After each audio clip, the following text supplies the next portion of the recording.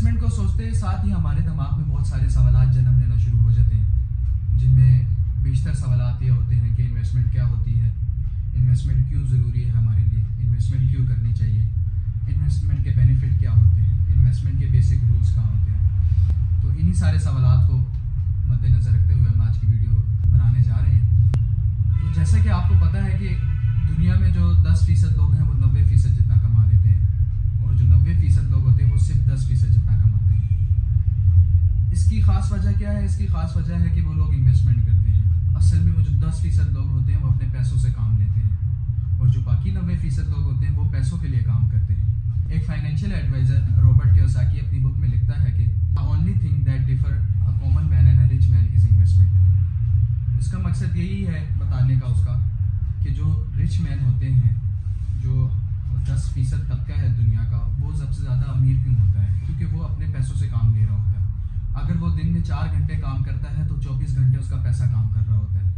और अगर हम वो 90% का देखें तो अगर वो दिन में 24 घंटे भी काम करते हैं तो वो किसी और के पैसे के लिए काम करते हैं, उनमें उनका अपना कोई प्रॉफिट नहीं होता। अब आप समझ रहे होंगे कि इन्वेस्टमेंट करने का सिर्फ एक ही मकसद रह गया, अमीर बनना, लेकिन ऐसा नहीं है। इन्वेस्टमेंट इसलिए भी की जाती है कि आने वाले वक्त में जो इन्फ्लेशन पैदा होती है, महंगाई पैदा होती है, जो कि आज की सूरत हाल भी है, तो आप उसको कवर कर सकें। अब फॉर एग्जांपल आप आज के ज़माने में चीनी 100 रुपये किलो ले रहे हैं, और आने वाले वक्त में अगर वो 120 रुपये हो जाती है तो आपको अपने ही कैपिटल में और पैसे डाल के वही चीज़ लेनी पड़ेगी। और अगर आप इन्वेस्टमेंट कर लेते हैं for the sake of your future, तो आपको अपना कैपिटल में और पैसे डाल के अपनी लायबिलिटीज़ पूरी नहीं करनी पड़ेंगी। तो इन्वेस्टमेंट का बहुत बड़ा फ़ायदा ये भी होता है कि जो आम इंसान होता है वो अपनी लायबिलिटीज़ पूरा कर लेता है उन्हीं पैसों में। और जो अगर आप कॉमन मैन की बात करें, कॉमन मैन कभी इन्वेस्टमेंट की तरफ नहीं जाता, और वो सिर्फ महंगाई महंगाई महंगाई करता जाता है। उसकी सबसे बड़ी रीज़न भी यही होती है कि वो अपने फ्यूचर को नहीं देखता, वो प्रेजेंट की तरफ जा रहा होता है कि उसको अगर आज 100 रुपये मिले हैं तो वो 100 रुपये का क्या खर्च करेगा। अगर वही 100 रुपये में से अगर वो 80 रुपये खर्च कर देता है और 20 रुपये for the sake of future invest कर देता है, तो वो चीज़ आपकी इन्फ्लेशन उस चीज़ में कवर हो जाती है। अगर आप हम अमीरों की एग्जांपल ले लेते हैं कि अमीर अमीर से अमीर तर क्यों होता जा रहा है, तो उसकी बड़ी एग्जांपल ये है कि अगर उनको 100 रुपये मिलते हैं तो वो उसमें से 80 रुपये खर्च करते हैं और 20 रुपये इन्वेस्ट करते हैं। और इन्वेस्ट भी ऐसी जगह करते हैं जहाँ से वो अपना फ्यूचर ब्राइट कर सकें, जहाँ उनको लगता है कि आफ्टर 6 मंथ्स वो अपनी लायबिलिटीज़ पूरा करने के लिए प्रॉफिट गेन कर सकेंगे। हमारा एक और सवाल भी इसमें शामिल था कि इन्वेस्टमेंट किस जगह करनी चाहिए। अगर हम इस्लामाबाद शहर की एक एग्जांपल ले लेते हैं, इन इस्लामाबाद में बहुत सारे इस टाइम प्रोजेक्ट्स हैं, बहुत सारी चीज़ें हैं जिसमें हम इन्वेस्ट कर सकते हैं, बहुत सारे ऐसे बिजनेसेस हैं जिसमें हम इन्वेस्ट कर सकते हैं। और जहाँ तक हम इन्वेस्टमेंट की बात करें तो इन्वेस्टमेंट 4 फॉर्म्स में की जाती है, जिनमें सबसे पहले आता है कैपिटल एप्रिसिएशन, कि आप अपने कैपिटल को अप्रिशिएट करें। जैसे कि मैंने आपको बताया इन्फ्लेशन होता है, तो आप अपने कैपिटल को जब तक अप्रिसिएशन नहीं करेंगे तो आप आने वाले वक्त में अपनी लायबिलिटीज़ पूरे नहीं कर पाएंगे। दूसरा होता है इंटरेस्ट रेट। जैसे अब लोग बैंकिंग सेक्टर में इन्वेस्ट कर देते हैं या लोन दे देते हैं इंटरेस्ट पे, तो वो भी एक तरह की आपकी इन्वेस्टमेंट होती है। लेकिन हमारे मज़हब में इंटरेस्ट और सूद इस तरह माना नहीं जाता। और अगर हम तीसरे पॉइंट की तरफ आएँ तो तीसरे पॉइंट में होता है डिविडेंड्स, जो आपको बैंक पे करता है। और रियल एस्टेट की जहाँ तक हम बात करें, जो कि चौथा पॉइंट है इन्वेस्टमेंट करने के लिए, रियल एस्टेट एक ऐसी इन्वेस्टमेंट है और एक ऐसी बेहतरीन इन्वेस्टमेंट है कि लोग उसमें अपने पैसे को अप्रिशिएट भी करते हैं, उसमें रेंटल भी लेते हैं और साथ साथ अपने एसेट्स भी बना लेते हैं।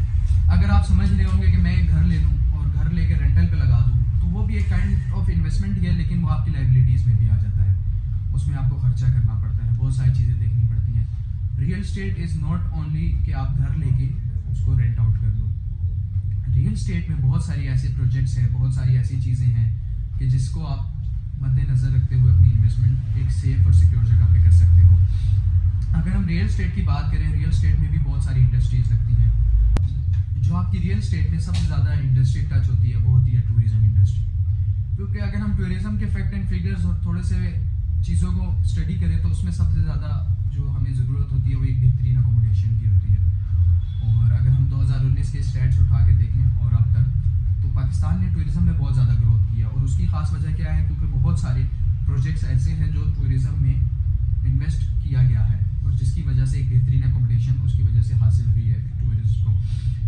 तो रियल एस्टेट का ये असल फैक्टर होता है और ये इसलिए भी अच्छी इन्वेस्टमेंट की एक अपॉर्चुनिटी होती है क्योंकि वो साथ साथ आपको एसेट भी बना के दे रही होती है, पर मंथ रेंटल भी दे रही होती है, और अगर आप उन जगहों पे इन्वेस्ट करते हैं तो वो आपको सालाना एप्रिसिएशन भी दे रहे होते हैं। अब आप लोग सोच रहे होंगे कि जो लोग पाकिस्तान में रहते हैं सिर्फ उन्हीं को इन्वेस्टमेंट करनी चाहिए, लेकिन ऐसा नहीं है।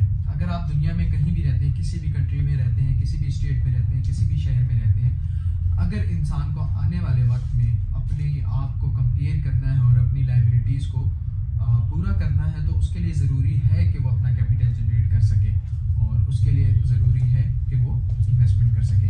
जैसे कि आप सब जानते हैं, इन्फ्लेशन हमेशा आपके पैसों को डिवैल्यूएट कर देती है। अगर आपने बैंक अकाउंट में संभाल कर भी रखे हुए हैं, तो इसका मकसद है वो डिवैल्यूएट हो रहे हैं। जैसे कि अगर हम करंट पोजीशन की बात करें, तो करंट पोजीशन में भी अगर आप 1 लाख रुपए रखते हैं पाकिस्तान में, तो उसकी वैल्यू तकरीबन 6 से 7 दिन बाद 60,000 रह जाती है। तो ये एक बहुत बड़ा गैप है, और इसके लिए ज़रूरी होती है इन्वेस्टमेंट, क्योंकि लाइबिलिटीज़ हमेशा आपकी जेब से पैसा निकाल लेती हैं। आपकी जेब में जितना मर्जी सेविंग हो, लाइबिलिटीज़ पे आप खर्च कर देते हैं।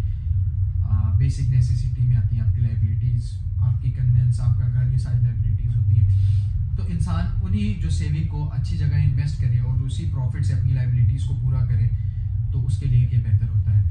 हम बात करेंगे अगली वीडियो में भी कि हमें कहाँ कहाँ इन्वेस्टमेंट करनी चाहिए। इस्लामाबाद एक कैपिटल है, उसकी भी हम थोड़ी सी बात करेंगे, थोड़ी सी एग्जांपल देंगे उसकी भी। तो स्टे ट्यून। और अगर आप इसी तरह की वीडियोस देखना चाहते हैं तो हमारे चैनल को सब्सक्राइब करें, वीडियो को लाइक करें, कमेंट करें एंड शेयर करें, and don't forget to hit the bell icon.